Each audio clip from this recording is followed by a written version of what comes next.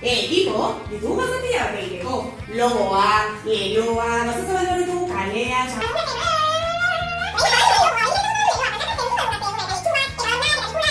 gauza pila bat, eta zabaldu bat dugu.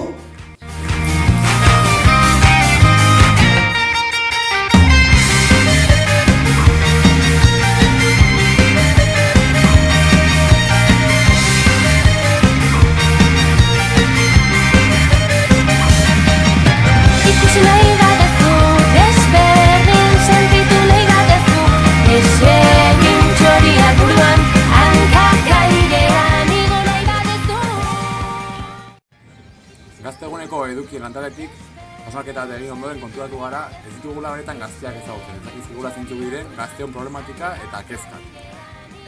Horretarako gaztetasuna ezaugarri ditugu lau fase ezberdinetan, eta hartara lau fase horien inguruko informazioa lortzeko eta etorkizuneko lan ildoak osatzeko galdeketa bat prestatu dugu. Hartara, besterik gabe, animatu nahi dugu etako gazte guztia, bertan parte hartzea.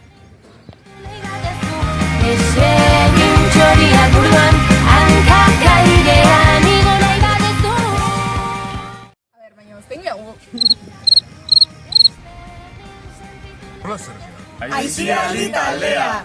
Eta zer egingo dugu? Norza trikipoteo da bidea. Eta musika! Eta mozkor jolasa! Jolasa, beti berri! Ezingo dugu azkenian, txaranga hau zekarriko dugu. Elektrotxaranga! Trikipoteo bat!